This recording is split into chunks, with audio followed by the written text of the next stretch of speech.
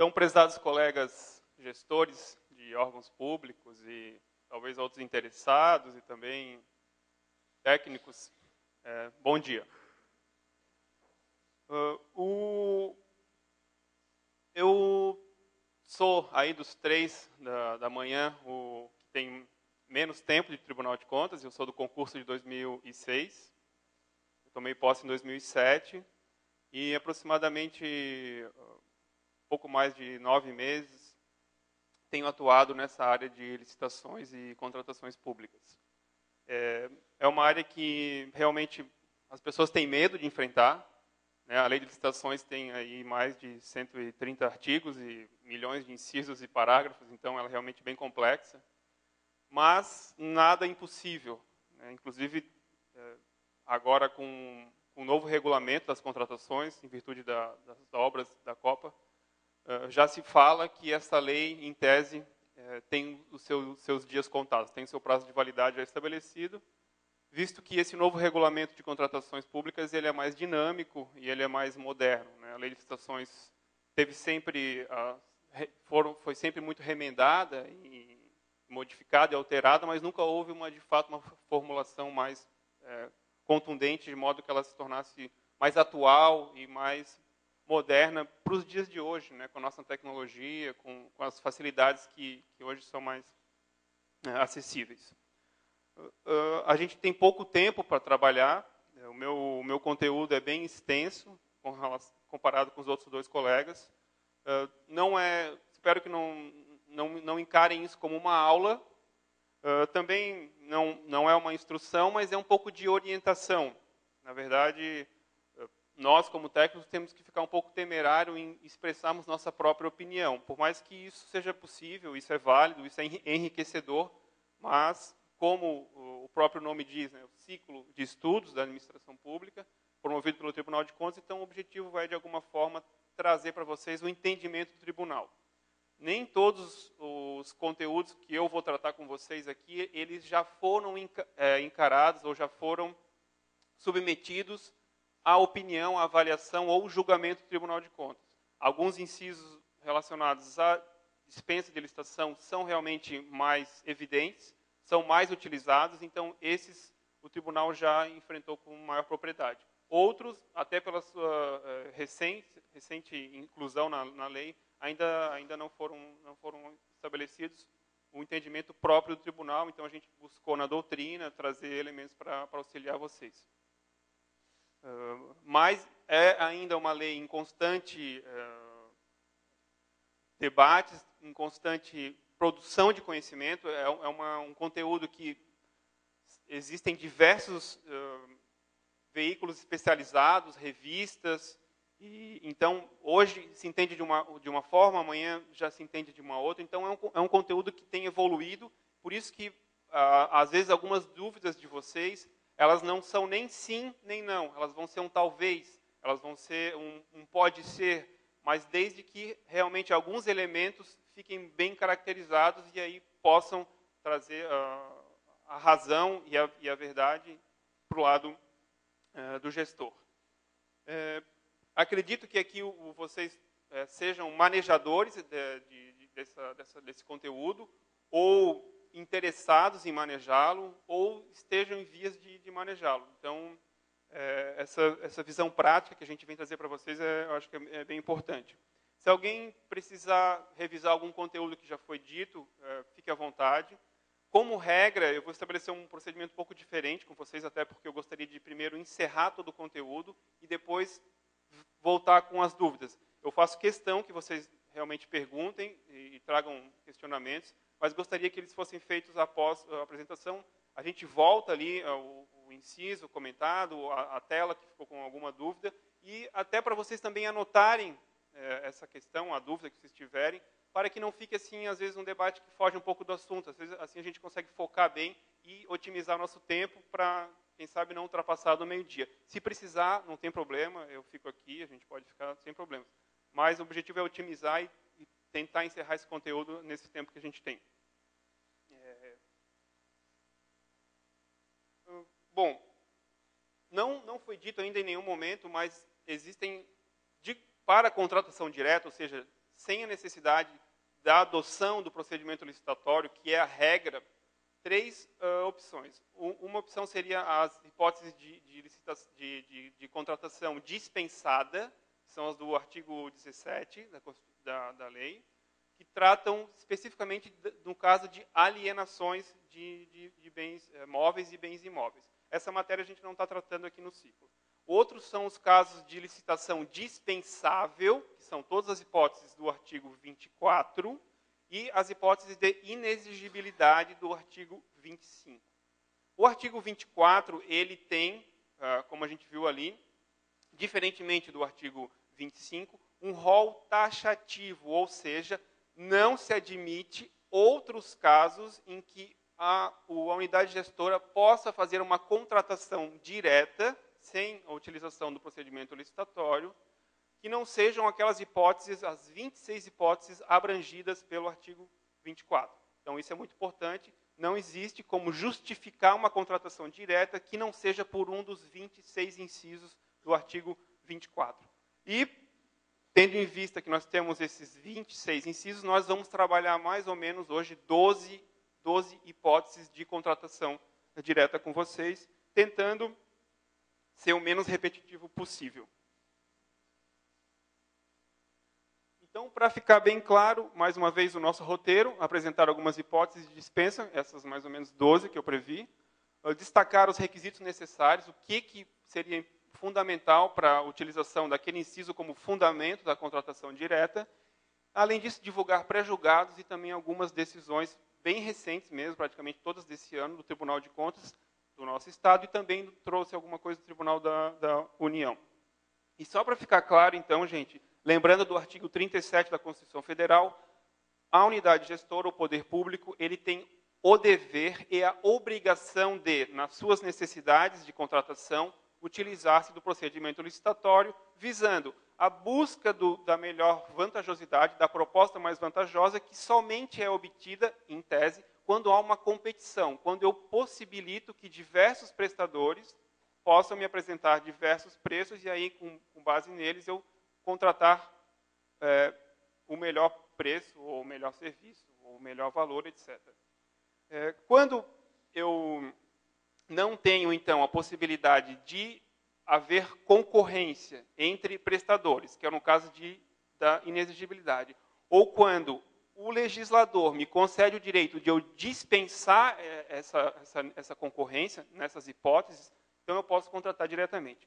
Eu só queria deixar ressaltado aqui que, independente se nós formos contratar diretamente, se nós formos proceder um procedimento de licitação, ou, no caso de inexigibilidade, basicamente 4 requisitos vão estar sempre envolvidos e vão ser fundamentais para a gente fixar bem essa questão. A primeira está relacionada com a necessidade, que vai ser decorrente de diversas situações, e essa necessidade, então, ela vai gerar o meu objeto. Daqui é que vem toda a minha questão. Disso, eu vou necessariamente ter que apresentar uma justificativa.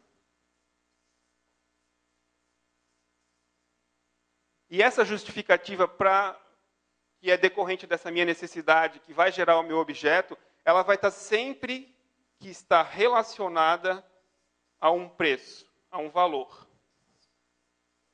E algumas vezes ainda o elemento tempo vai ser fundamental para definir também a minha opção.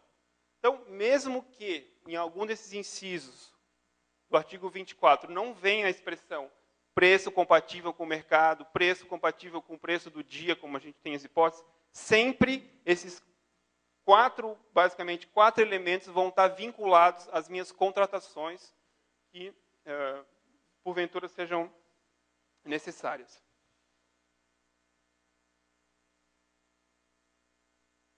Então, já falei, né? Acho que está bem claro. O princípio é licitar, é abrir concorrência para buscar o melhor preço, o melhor valor, a melhor vantagem para a unidade gestora, visando aqueles princípios da economicidade, da eficiência, da eficácia. E os casos, então, em que eu não conseguir ou não puder fazer a licitação, então eu vou contratar diretamente. Mas é sempre uma exceção. Tá? Não tornem a exceção a regra. Infelizmente, existem diversos órgãos, não, diversos não, mas alguns órgãos que insistem em usar a exceção como regra. E o tribunal reitera, mas às vezes não é muito fácil mudar. Aqui também um pré-julgado reafirmando essa questão. A contratação direta é exceção. A regra é sempre licitar. Mais um. Licitação é regra. Essas hipóteses, então, reforçando o que eu já havia comentado no início, ela é dispensada nas hipóteses do artigo 17, ela é dispensável nas hipóteses do artigo 23, então, do artigo 24, ou seja, nos objetos vinculados com o artigo 24, eu, em tese, poderia licitar. Eu tenho concorrência, eu tenho diversos prestadores que atenderiam aquele meu objeto, mas, por uma conveniência e uma oportunidade, e uma justificativa legalmente aceita e legalmente positiva, eu afasto o procedimento e contrato diretamente, e além das hipóteses de inexigibilidade, que ela é inexigível. Mais uma vez, o rol taxativo, se não houver enquadramento em um dos incisos do artigo 24, aquela licitação não pode ser dispensada.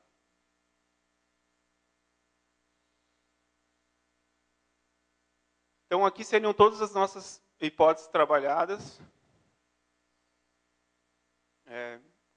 Só esqueci de uma. Então, são 13 hipóteses que nós vamos conferir com vocês.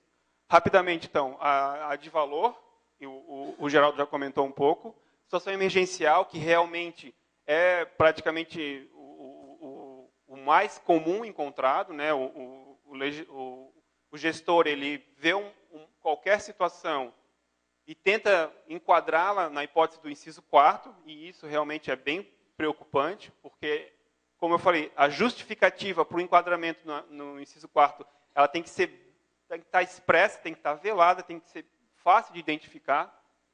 Licitação deserta, ou seja, não apareceu ninguém fez proposta.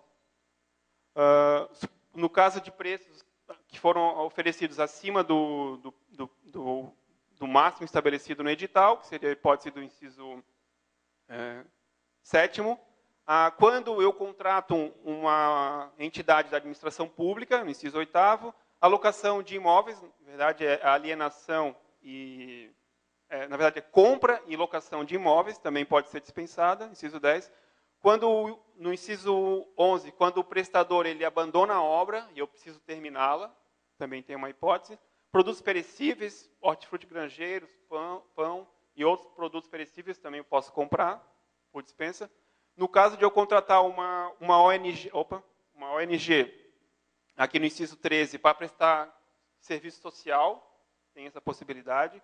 Quando eu vou contratar no inciso 20 ali, uma ONG, uma ONG que tenha como associados pessoas com deficiência, e aí a gente vai tratar um pouco dessa expressão, que é um pouco diferente do que está na lei. Quando eu vou contratar um prestador de serviço, que vai me fornecer energia ou gás canalizado, eu também posso contratar diretamente. Quando eu vou contratar organizações sociais, ou seja, ONGs qualificadas como organização social, que já tenham um contrato de gestão com o poder público, então eu poderia contratar essa mesma ONG para prestar algum dos serviços que estão abrangidos pelo contrato de gestão. E ainda, como o Geraldo comentou, também o contrato de programa. E esse caso aqui é o que tem sido mais utilizado na renovação das concessões com a Casan, que a gente vai ver também. Bom, o inciso primeiro, acho que é bem tranquilo, a princípio, de ser compreendido. A ressalva que ela traz está relacionado com o impedimento desse objeto fazer parte de um bem maior, de uma obra maior, ou seja, eu tenho lá um ginásio para construir e eu invento de fazer um parquinho e contratar o parquinho desse ginásio, que vai ser anexo a ele, com essa hipótese aqui de uma obra e serviço de engenharia, um parquinho para crianças, mas esse parquinho ele faz parte de uma obra maior, ele faz parte desse ginásio. Então, nesse caso aqui, o que a gente tem de problema? Desde que não se refiram a parcelas de uma mesma obra ou serviço. Então, em tese, eu deveria já incluir nesse objeto, desse ginásio, esse parquinho. Eu posso, a princípio, ser responsabilizado pela utilização indevida dessa dispensa, porque esse objeto que eu estou contratando diretamente, ele faz parte de uma obra maior. É essa a ressalva principal do que. Além disso, também tem como ressalva obras da mesma natureza e no mesmo local que possam ser realizadas conjunto ou concomitantemente. Também é uma situação não muito comum de acontecer, mas tem que ser tomado cuidado com essas ressalvas quando se tiver à frente de uma contratação direta por menor valor, no caso de engenharia e obras. Né? Só lembrando aqui, então, o valor máximo para 15 mil do custo desse objeto.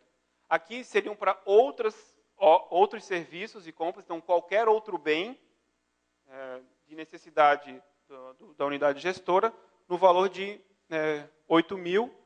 Aqui a ressalva, então, da duplicação desse valor, né, no caso de consórcios públicos.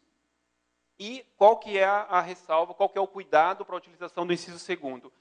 É que, nos casos, desde que não se refiram a parcelas de um mesmo serviço, compra ou alienação de maior vulto que possa ser realizado de uma só vez. Então, lá eu tenho que comprar diversos mantimentos ou material de escritório. Então, eu tenho lá uma lista lá que vai me dar mais ou menos um valor de 50 mil. Eu, por exemplo, tiro ali papel de bobina de fax desse hall de objetos e contrato diretamente.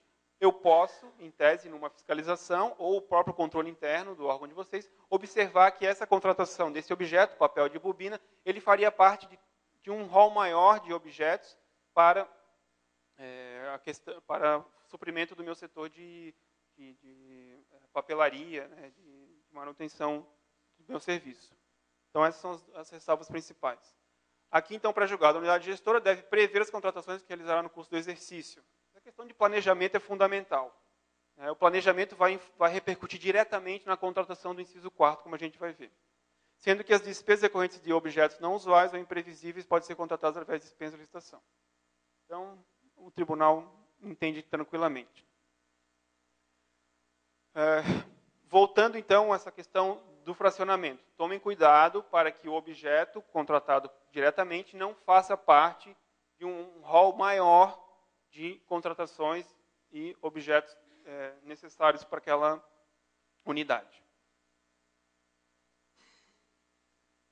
É vedado o parcelamento de contratações de uma mesma obra ou compra que possa ser realizada conjunta ou concomitantemente. Então, aqui é só praticamente uma leitura da lei transformada num pré-julgado do tribunal.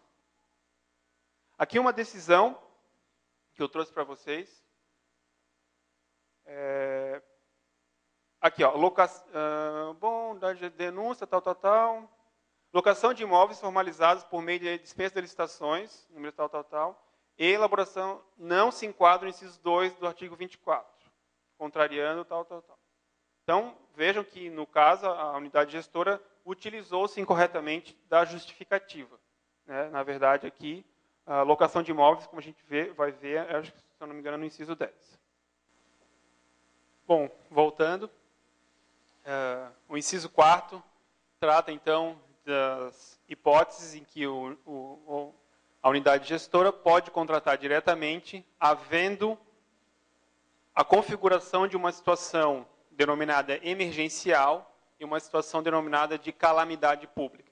Importa ressaltar, já de antemão, que a situação emergencial ela não é possível de ser nomeada, de ser classificada.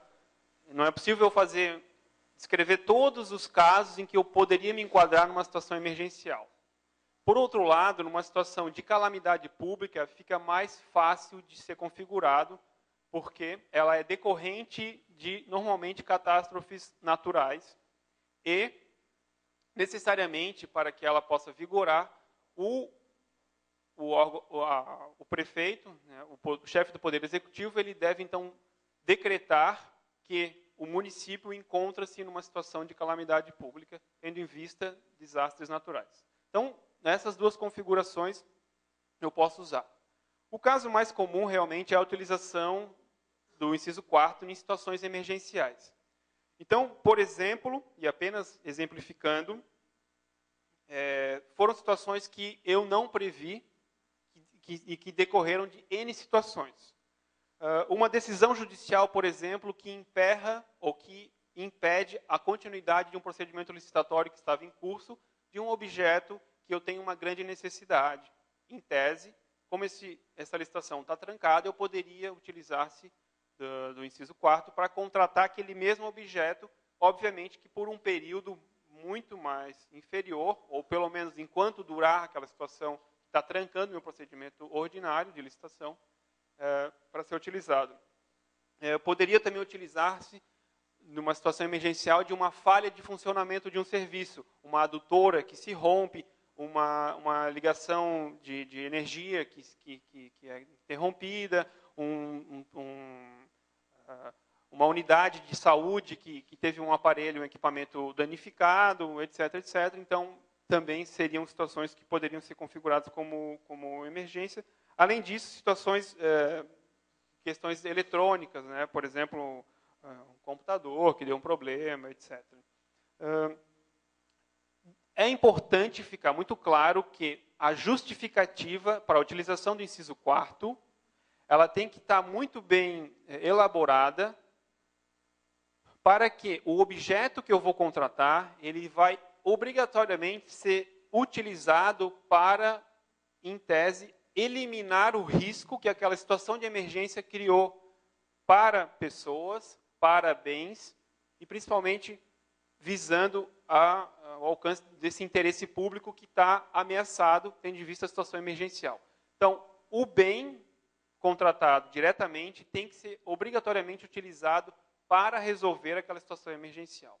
No caso de obras, construção de ponte que foi levada, construção de vias que foram danificadas, esse contrato de obra deve ter no máximo 180 dias, sendo que ele vai ter que ser considerado esse prazo a partir do evento calamitoso. Então, se a unidade gestora demorou 2 meses para contratar um serviço para resolver o meu problema ocasionado pela situação calamitosa, eu já não vou ter 180 dias.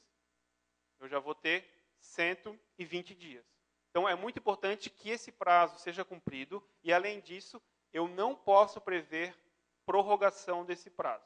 180 dias é improrrogável. Terminou, ou eu faço uma nova licitação, persistindo a situação emergencial de mais 180 dias, ou então eu utilizo todo o procedimento licitatório para continuar aquela obra. Pode ser que eu venha ainda me beneficiar do outro inciso do artigo 24, que é terminar uma obra inacabada. Mas, mesmo assim, é importante que fique bem justificado. O que pega aqui no inciso 4º é aquela hipótese da situação emergencial provocada. É quando o gestor, sabendo que o contrato vai se encerrar em 15 dias, não fez nada para resolvê-lo. Ou quando tinha um planejamento de licitação, de compra de equipamento, e aquele planejamento foi totalmente desconsiderado. Nesses casos, então, é que o Tribunal de Contas tende a atuar responsabilizando o gestor por ter ocasionado aquela situação. O Tribunal de Contas da União tem uma decisão um pouco mais moderninha, que o Tribunal de Contas nosso ainda talvez não seja tão simpático, mas pode vir a aceitar, que é o quê?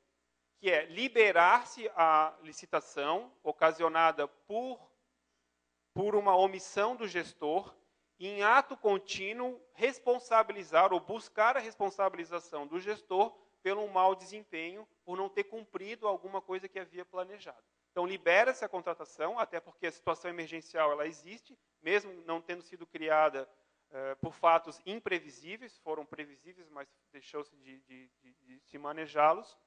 Então, poderia se contratar, mas o gestor, obrigatoriamente, vai ter que responder por aquele ato. A gente vai ver uma situação dessas ali com uma decisão. Esse risco que não foi ocasionado por uma situação imprevisível, e sim foi um risco criado, ele pode estar relacionado tanto com uma desídia do legislador, do ordenador da despesa que realmente não atuou como deveria, pelo fato da sua inércia, né, demorar-se para o início dos atos processuais ou dos atos administrativos para executar aquela contratação, por má gestão, então ele é de fato um gestor ineficaz, que não se atenta às necessidades resultantes desse interesse público, ou por sua falha. Ele realmente deixou de atuar como deveria. Aqui, a descrição do inciso 4º ela é bem ampla, né? Ela deixa todas as condições aqui especificadas.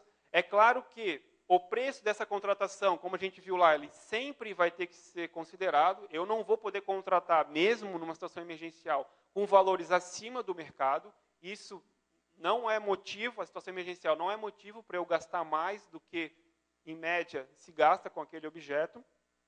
O tempo fica bem claro, né, que são esses 180 dias. Então, só repetindo o que eu já falei para ficar bem conteúdo fixado.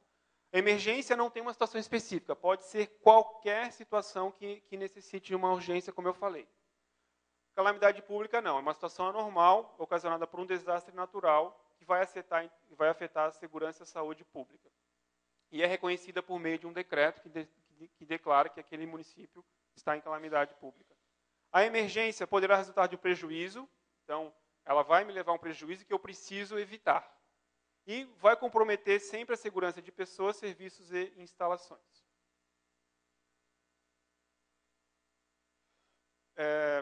Aí, nesse caso, realmente eu não posso licitar, porque eu tenho um problema emergente, um problema realmente grave que eu preciso resolver logo. A necessidade de atendimento desses interesses. Então, demonstração concreta e efetiva da potencialidade de dano. O que aconteceria se eu não contratasse diretamente? Se eu demorasse aqueles 30, 40, às vezes até 60 dias da licitação normal, o que isso me ocasionaria de dano, de prejuízo para bens, pessoas, para a minha administração. E isso faz parte da justificativa, daquela justificativa que a gente sempre vai ter que ter.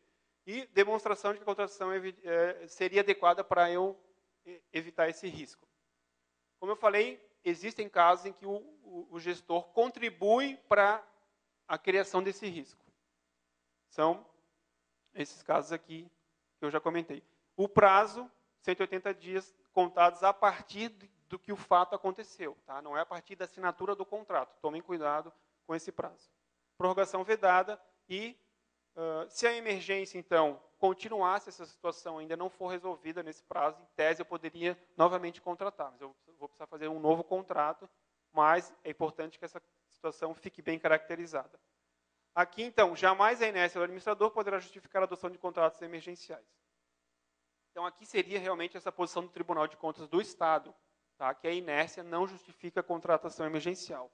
Por sua vez, tem essa outra situação que eu já comentei. Então, pré-julgado, aqui dispensa, baseado no artigo, situação emergencial, calamidade, risco de segurança. Aqui é uma mera descrição do inciso. Uma decisão para considerar irregular a dispensa da licitação, número tal, da prefeitura tal, no tocante à não caracterização adequada da situação de emergência. Ou seja, a justificativa não convenceu o órgão de controle externo de que era o caso de se utilizasse o inciso 4º. Não foi justificado. Então, por isso que a justificativa, gente, seja de quem tenha que fazer, seja da comissão de licitação, seja de alguém encarregado, nomeado para essa situação, ela tem que ficar bem clara, tem que ficar bem patente o problema.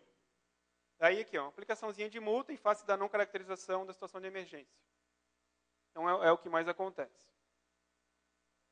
Outra, uma aplicaçãozinha de multa também, em face de vício de ilegalidade do ato administrativo da dispensa, por insuficiência de motivação da contratação direta, bem como incongruência entre as circunstâncias de fato e de direito declaradas, viciando a forma de motivo e o ato administrativo. Então, vejo mais um problema de justificativa. Ausência de justificativa para a situação emergencial. Então, seria aqui uma outra multa, também ausência de justificativa. Mais uma. Aqui, ó, situação inciso 4º, né, para a prestação de serviço de agenciamento de passagem aérea e terrestre nacional e internacional. Secretaria de Estado Então, realmente, esse caso, digamos assim, eles apelaram, né? E contratar esse objeto com esse objetivo, realmente é uma desídia bem grande, né? Sem demonstração da motivação plausível, real e dos riscos e o interesse público na continuidade do processo licitatório, bem como solicitação de contratação de empresa por dispensa de licitação por suposta situação emergencial antes de encerrar o contrato. Então, havia um contrato em vigor e eles resolveram contratar uma outra empresa com o mesmo objeto. Poderia ser prorrogado até a realização do processo licitatório, culminando em concorrência de situação de emergência provocada pelo gestor público resultando de contratação de empresa. Ainda ontem eu li um parecer sobre essa questão. Prorroga o contrato que está encerrando, sendo que eu não iniciei ainda os procedimentos da minha nova licitação, ou contrato por dispensa por causa de uma situação emergencial. Em regra, prorroguem o contrato. Tá? Não vão pelo inciso 4º, que o problema vai ser maior do que vocês prorrogarem por um período razoável. Claro, não prorrogar pelo mesmo prazo que ele estava vigindo, né? Existe um limitador ali na lei de licitações, da prorrogação, que seriam 60 meses, mas não seria prorrogável por o mesmo período que ele já foi executado. Prorroguem apenas para o período necessário para a nova contratação, justifiquem essa prorrogação com elementos de que vocês já estão iniciando um novo procedimento licitatório, para ficar bem claro e bem transparente, principalmente para os órgãos de controle externo, interno ou da sociedade civil, que vocês estão agindo como uma melhor maneira que se esperaria de um gestor público nesse caso.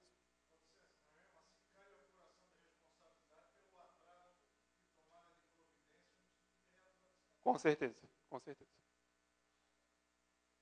Mais uma, essa aqui é do Tribunal da União. Suposta situação emergencial consistiu no repasse tardio de recursos ao hospital tal, para fazer frente às respectivas despesas, o que teria impedido a deflagração de regular procedimento licitatório. Então, demoraram para encaminhar recursos, para repassar recursos para o hospital, e aí, contudo, não restou caracterizada a situação emergencial calamitosa capaz de ocasionar prejuízo ou comprometer a segurança das pessoas, obras, serviços, equipamentos e tal. Não se demonstrou a ocorrência de problemas que demandassem a instalação urgente de uma nova rede de gás no hospital. Então, eles inventaram uma história que não tinha dinheiro. E depois dispensaram para contratar. Só que o objeto não era problemático. Não havia uma necessidade, naquele momento premente, que justificasse a contratação direta desse objeto. Isso foi uma opinião do Tribunal da União. Então, determinar 5 dias de contrato de ciência, providência da anulação. Veja que o Tribunal de Contas vai mais fundo. Eles mandaram anular a dispensa. E os eventuais contratos celebrados. Normalmente, nós não vamos tão radicalmente. Mas podemos ir. Licitação deserta. Mais importante, não confundir com a licitação fracassada. Licitação fracassada é o quê? Eu tenho a licitação, eu encontro pessoas interessadas, elas apresentam os documentos exigidos, mas por motivos que não são da administração e sim da qualificação dos proponentes, nenhuma delas se enquadra 100% nas regras. Todas elas são inabilitadas ou desclassificadas. Nesse caso, eu tenho uma licitação fracassada. A licitação deserta é quando eu tenho um objeto, eu tenho um edital lançado, publicado, e não aparece ninguém. Ninguém se interessou por aquele objeto, por N razões. Seja um objeto realmente que, em tese, não teriam muitos prestadores, seja um objeto que está com um valor um pouco fora do razoável, né? Ou seja, por um objeto que realmente não tem interesse. Os prestadores não teriam interesse. Então, quando que, numa licitação que não aparecem interessados, eu poderia contratar diretamente? Primeiro,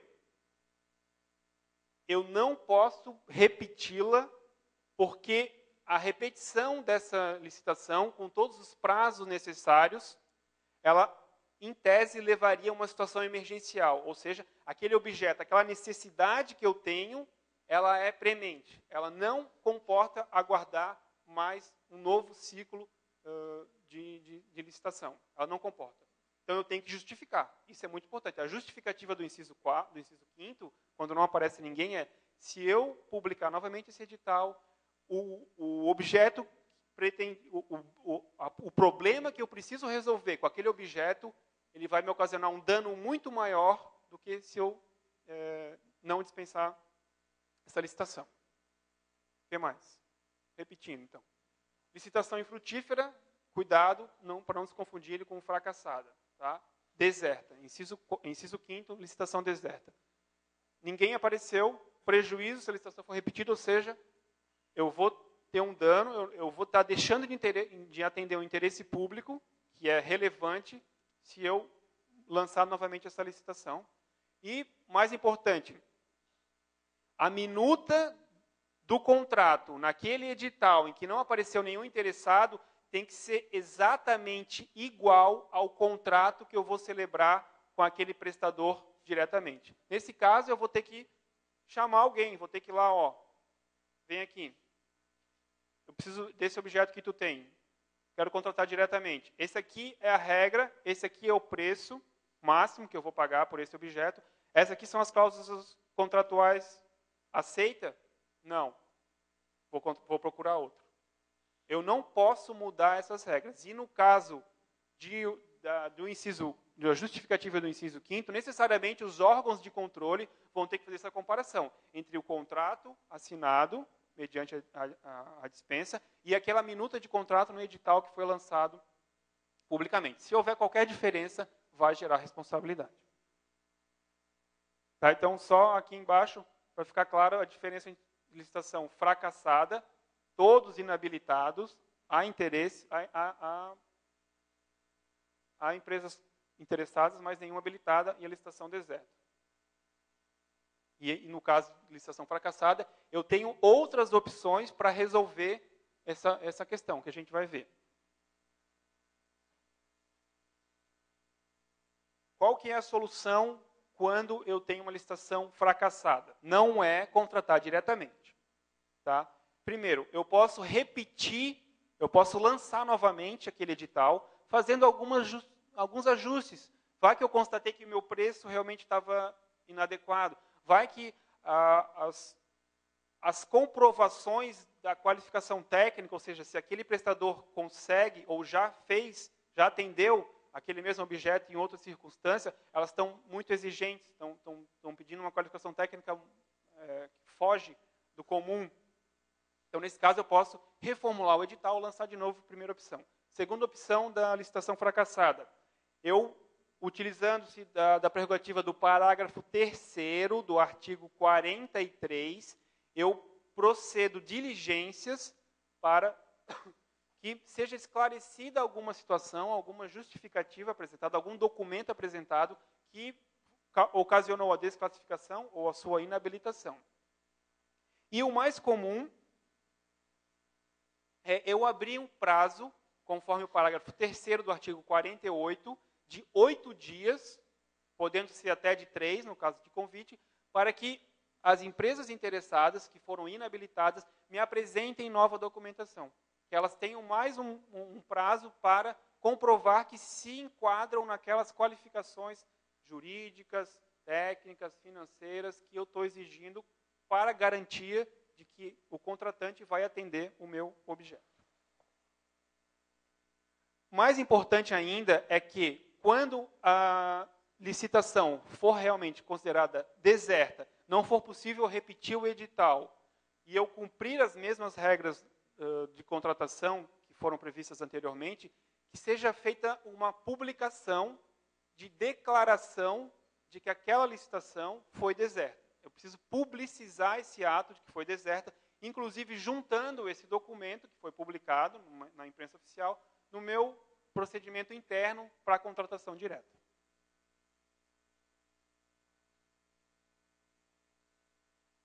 Aqui só revisando o assunto, um pré-julgado, na hipótese de não acudir interessados, deserção, não houver interessados. Tá? E aqui, mesmas regras, mantidas as condições do contrato, e não for possível ela ser repetida. Outra, só no inciso 5º, só é admissível quando nenhum interessado apresentar envelopes de documentação de habilitação e proposta de preço. Tá? Não se confundindo com a licitação fracassada. O inciso 7º, ele fosse feita uma reformulação da lei de licitações, ele provavelmente seria extinto, seria excluído, seria revogado. Porque ele vem ao encontro de uma época em que o Brasil não tinha preços fixados ou preços padrão que fossem duráveis durante um tempo. Por quê? Porque a gente vivia num momento de inflação. Então, hoje, custava 5 unidades um objeto, amanhã custava 10 unidades um objeto. Então, nesse caso, em tese, o que aconteceria? A unidade gestora fixaria um valor máximo para pagamento daquele bem ou serviço e, decorrente do tempo entre a fixação e a publicação do edital e a apresentação das propostas, a inflação disparou e eles apresentaram valores realmente todos superiores àquele exigido como o máximo que a unidade pagaria. Então, nesse caso, todas as propostas seriam também inabilitadas e desclassificadas. Então, em tese, nós teríamos uma licitação fracassada, o que demandaria aquelas opções que nós vimos anteriormente. Repete a licitação, faz diligência ou abre prazo para que elas sejam refeitos alguns documentos. Nesse caso, especificamente, o ideal seria que o preço definido no edital pudesse ser ajustado. Tá? Mas, eu havendo uma necessidade premente de contratação, e nenhuma das interessadas me apresentou um preço que eu gostaria de pagar, ou que eu tivesse estabelecido como máximo, então eu poderia contratar diretamente, em tese, um terceiro interessado, quando preços manifestarem superiores praticados no mercado nacional ou forem incompatíveis com fixados pelos órgãos oficiais competentes. Esse parágrafo único aqui ele nem existe mais, tá? Porque o artigo 48 ele tem agora 3 parágrafos, que foi esse que eu li de vocês, mas ele fala na hipótese do inciso 1 e 2, o inciso 2 especificamente do 48, fala quando o preço é manifestamente superior. Então ele resolve, em tese, essa questão sem, em tese, precisar de uma contratação direta. Então, aqui fica realmente uma zona meio nebulosa, assim, porque esse é realmente um inciso relacionado com a época inflacionária, que hoje um licitante não vai se dar o trabalho de apresentar um valor, uma proposta de preço maior do que aquela estabelecida no edital. Né? Mas pode acontecer. Então, todas as propostas inadmissíveis, valor superior, inutilidade da providência, ou seja, aqueles 8 dias que eu abro para os interessados apresentarem novos documentos, ele é inútil, porque todos vão manter o seu preço, e o preço vai ser superior. Então, em tese, o preço estabelecido no edital está fora do preço padrão de mercado, o preço médio de mercado. E a existência de um disposto a contratar pelo preço de mercado. Então, em tese, também teria que encontrar alguém. Então, por isso que seria uma situação um pouco difícil de ser comprovada ou de ser utilizada. Esse caso do inciso 8º, gente, nós encontramos bastante quando o município precisa contratar um banco para gerir as suas contas. E aí a gente tem uma série de dificultadores. Primeiro, esse banco tem que ser público.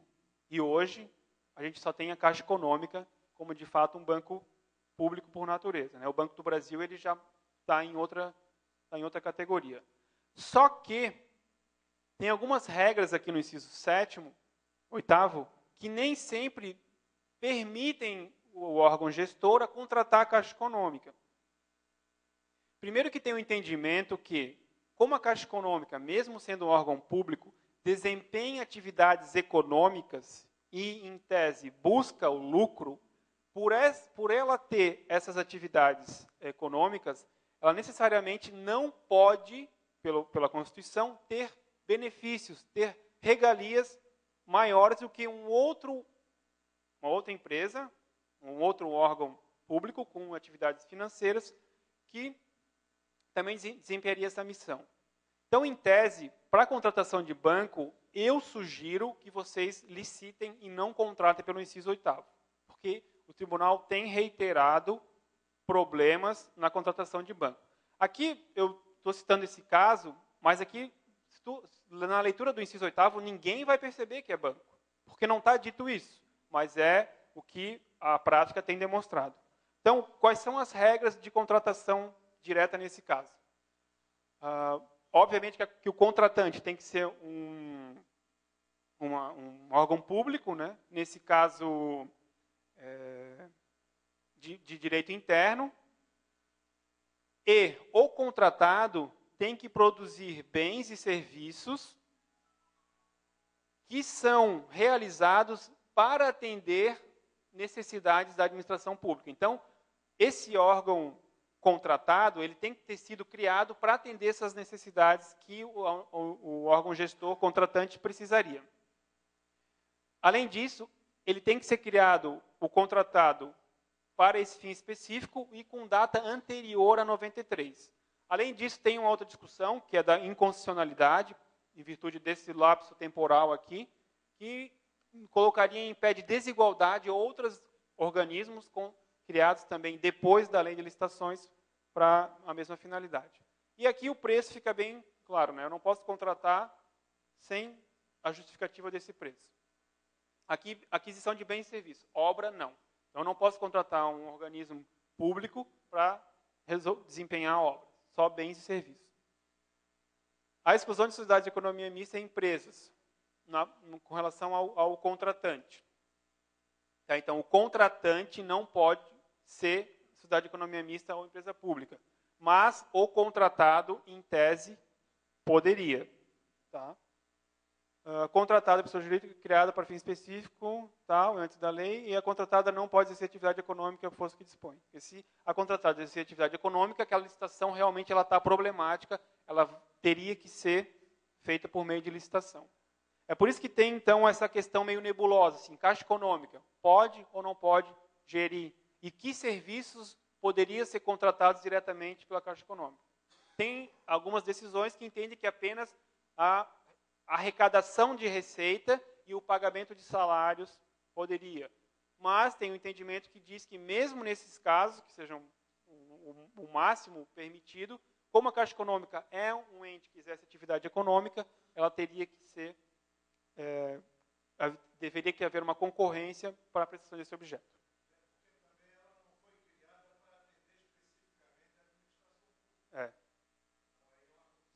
Também tem essa condição que tem que ser considerada. A contratação de serviços de sociedade de economia mista estadual por parte da Secretaria encontra guarida. Então, vejam, a Secretaria de Estado, um órgão da administração pública direta, contratam a sociedade de economia mista estadual. Tá? Aqui um entendimento do tribunal até recente. Inciso 10. Compra ou locação de imóvel.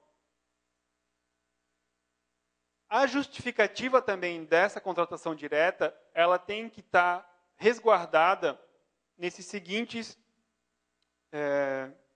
diretrizes. Destinada a atender finalidades, princípio da administração. Então, eu vou contratar o aluguel de um determinado imóvel, eu tenho que justificar por que eu vou contratar aquele imóvel, por que ele vai atender minhas necessidades e, obviamente, aonde estariam essas minhas necessidades. Além disso, a localização dele. Eu tenho que justificar, olha, esse prédio ele está localizado numa área em que eu tenho, por exemplo, fácil mobilidade, que os servidores eles vão conseguir chegar lá facilmente por meio de ônibus ou de transporte coletivo, etc.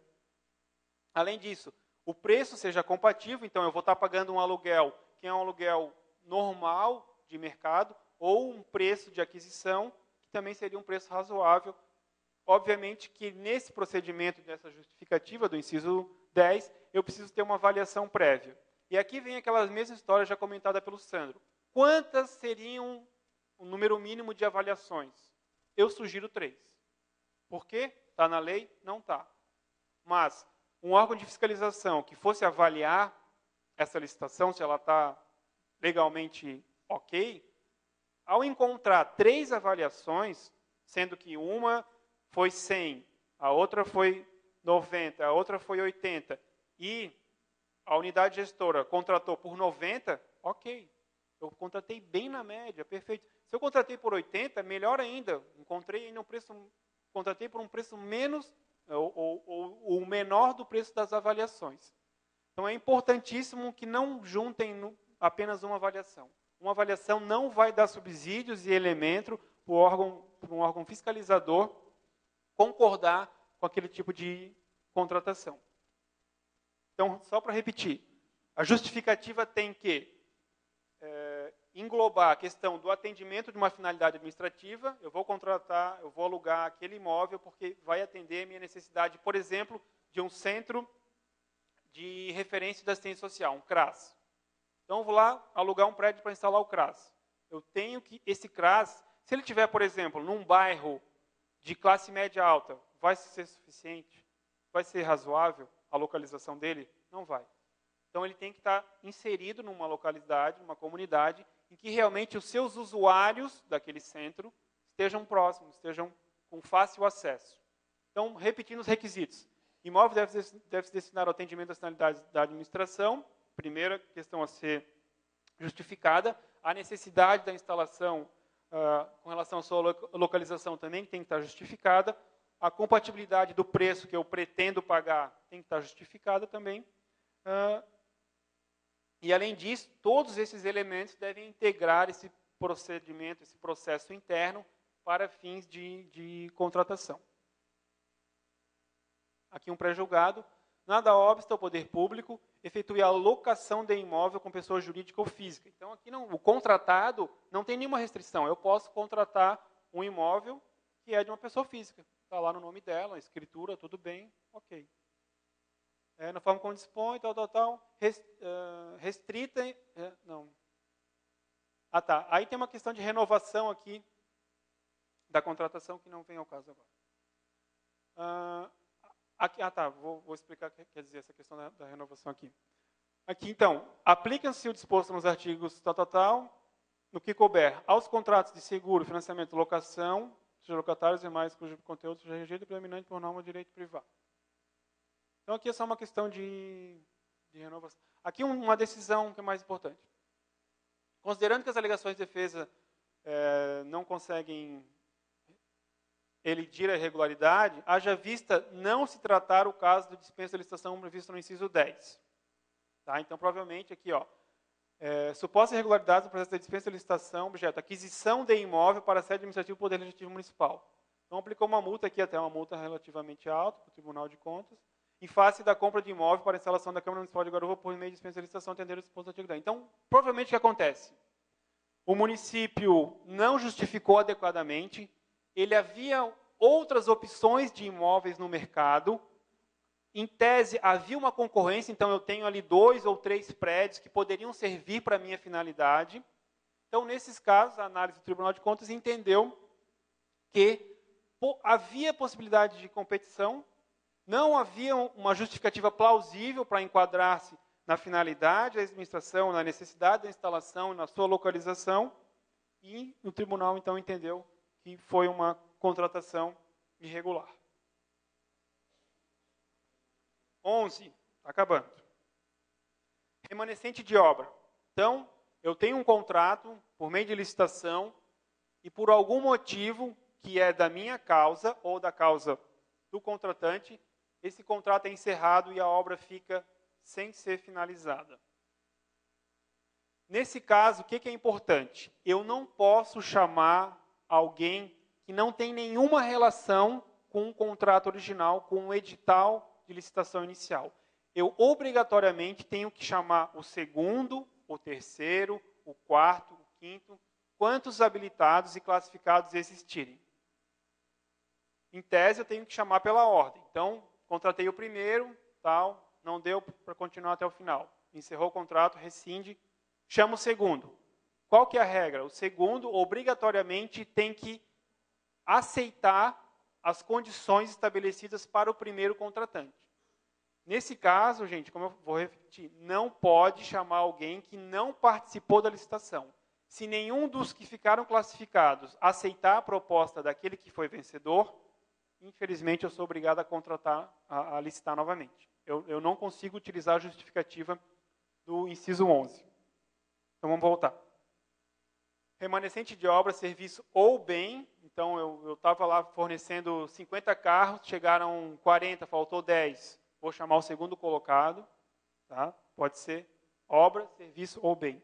Em consequência, revisão contratual, desde que atendida a ordem de classificação. Então, eu tenho que chamar quem está classificado naquela licitação e aceitar as mesmas condições que foram impostas a quem ganhou. Inclusive, quanto ao preço, devidamente corrigido. É óbvio que esse preço pode ser atualizado.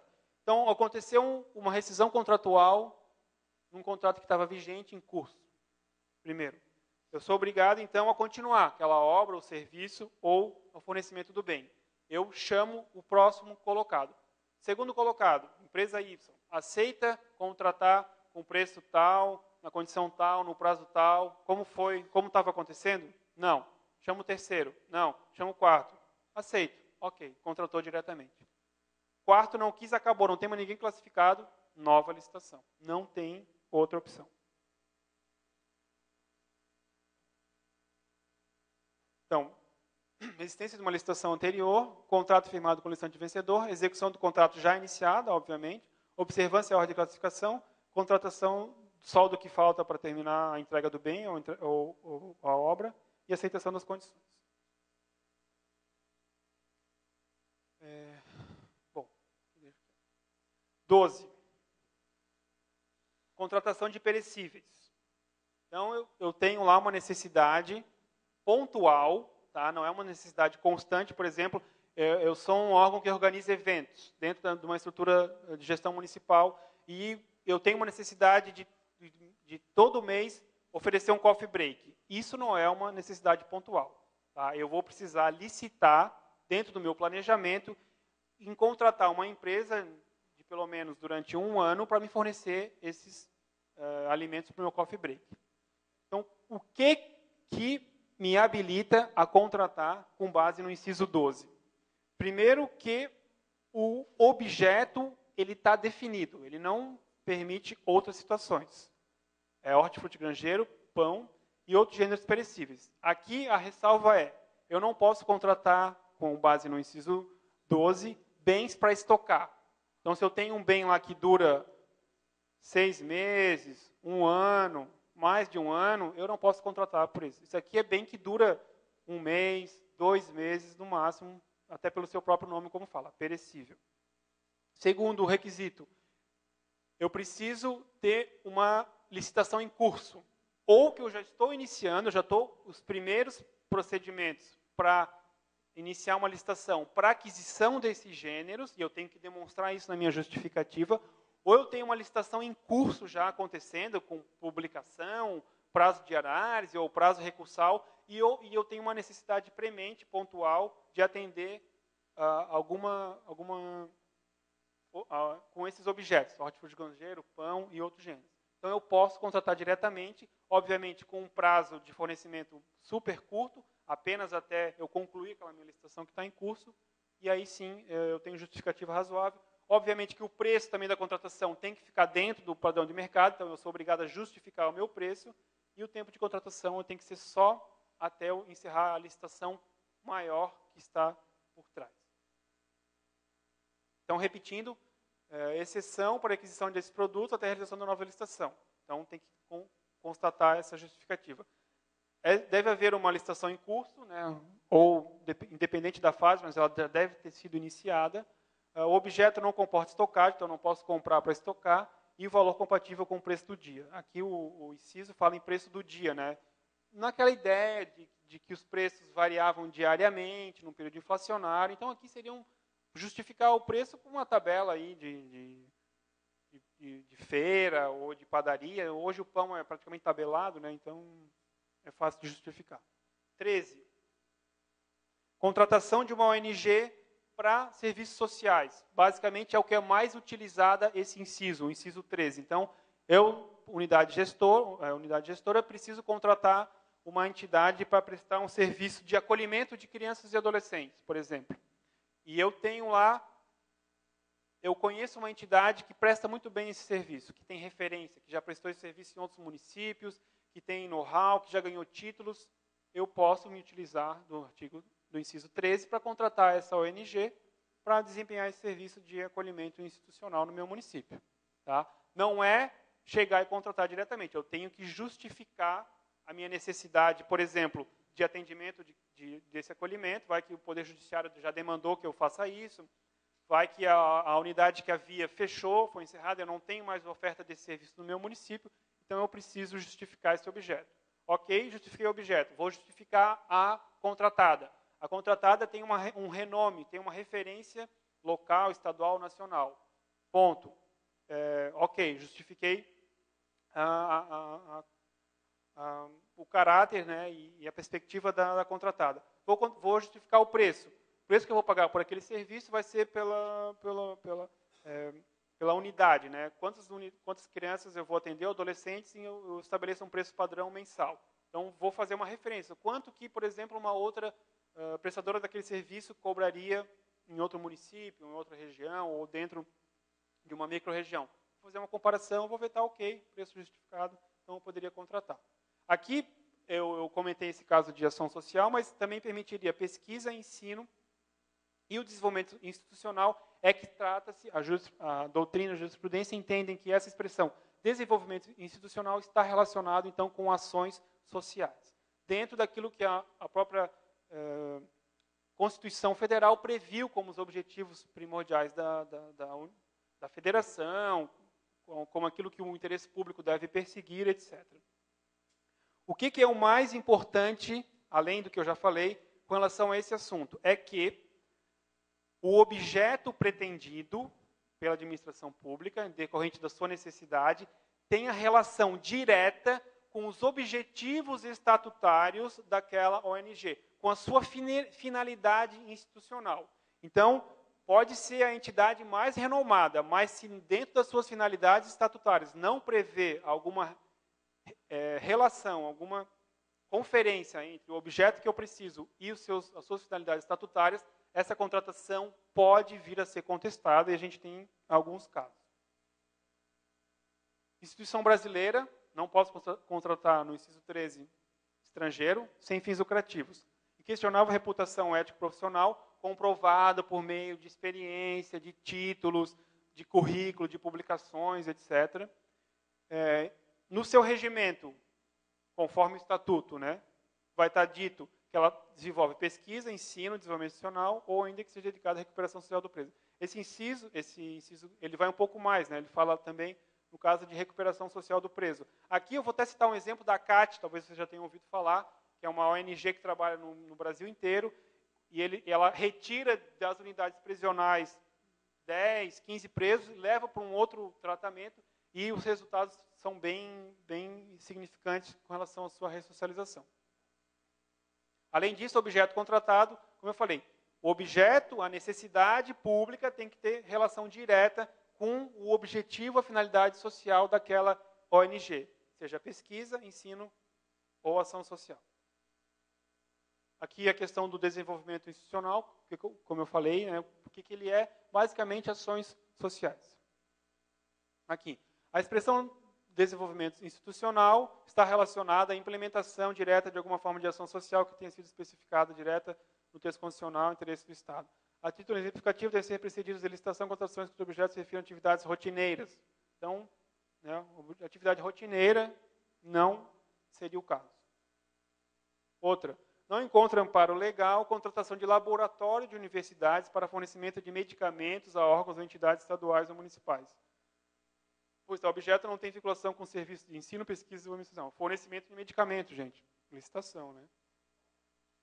Não encontra amparo legal a contratação pela Câmara Municipal de fundações universitárias para prestação de serviço de produção e finalização de vídeo.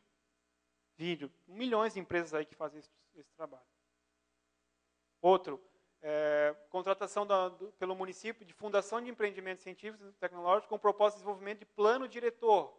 Plano diretor, super importante. É possível listar, tem várias empresas que fazem isso. Outra, contratação direta, mediante, é viável, desde que seja devidamente fundamentado, demonstrado o atendimento e a correlação entre o dispositivo legal e a natureza da instituição e objeto contratado. Então, finalidade estatutária e o objeto contratado, bem como a justificativa do preço, como a gente já viu. O outro aqui, o Centro Integrado de Empresa Escola, que é uma ONG, que tem uma relevância nacional, pode ser contratada por órgão de administração direta. desde que o objeto esteja relacionado com pesquisa e ensino. Nesse caso, geralmente é para fazer parceria para que o CIE indique pessoas para fazer estágio, né, para fazer ensino ou pesquisa dentro da sua instituição, desde que não hajam outras instituições que ofereçam semelhante serviço. Foi o que o tribunal entendeu.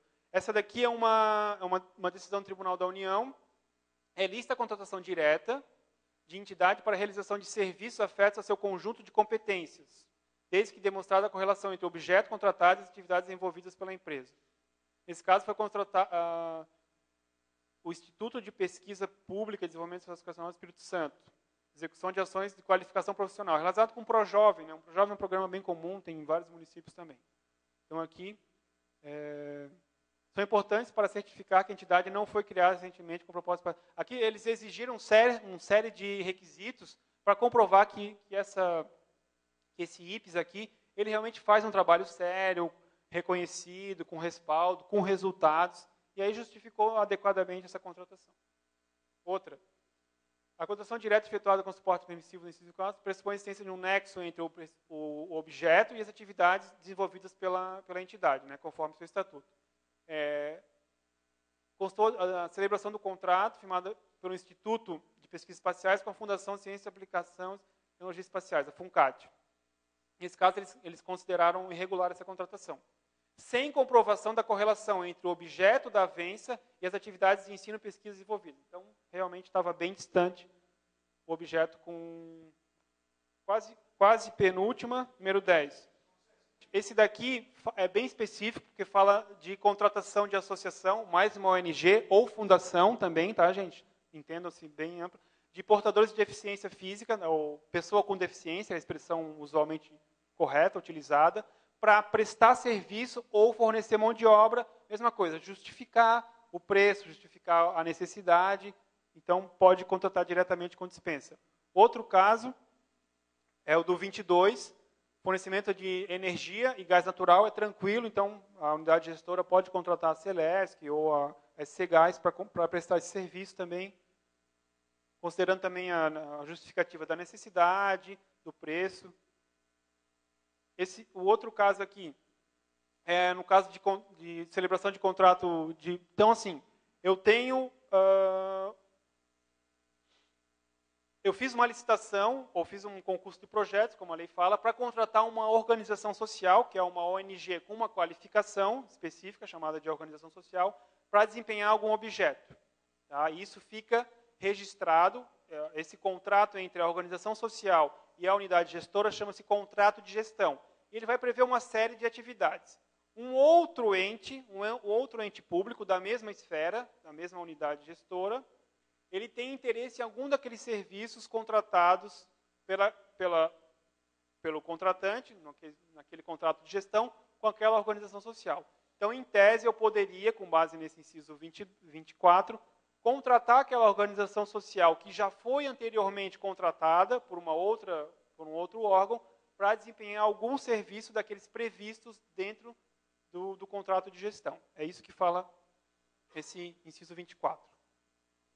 E, por fim, para finalizar, é o contrato de programa, como eu falei, é o caso em que a concessionária estadual, a Casan, tem sido contratada, principalmente nos casos de renovação de concessão de diversos municípios. Florianópolis foi um caso. Então, o que aconteceu? Primeiro, para tornar legal essa questão, o Estado firmou um convênio de cooperação com o município de Florianópolis. Como decorrência desse convênio, foi possível o município, por meio de um contrato de programa, contratar a Casan para prestar serviço de saneamento. E, nesse caso, foi possível, então, a renovação dessa concessão. Não apenas para esses casos de saneamento básico, mas, principalmente, que é onde tem sido utilizado, é que seria possível essa questão. Além disso, eu também posso, no meu município, dispensar a licitação quando eu faço parte de um consórcio público, e esse consórcio público desempenha serviços públicos. Esse consórcio público, a gente tem que entender que ele é uma pessoa jurídica, com todos os direitos que uma pessoa jurídica tem, e ele foi criado, normalmente para desempenhar um serviço público. Então, eu faço parte desse consórcio. Eu contrato esse consórcio para prestar um serviço público dentro do meu município. Nesse caso do consórcio de saúde, por exemplo, o consórcio contratou uma série de médicos, vamos supor. Eu estabeleço um contrato de programa com esse consórcio e eu passo, então, a poder contratar diretamente esses médicos que o consórcio contratou para prestar serviço do meu município. Por ser um inciso recente, tá, ele ainda não foi muito bem trabalhado, a doutrina também não se especializou, não solidificou, não foi muito a fundo no seu detalhamento. Então, é ainda uma questão também não muito bem enfrentada, que os casos práticos vão dizer mais sobre ele. Gostaria, então, que vocês anotassem os nossos e-mails ali, para dúvida, e o nosso colega também, se puder, mandar um e-mail para nós, lembrando essa questão, para a gente poder mandar esse pré-julgado aí para vocês. Fico à disposição, apesar do adiantado da hora, se tiver alguma questão. Caso contrário, obrigado pela presença e bons ensinamentos.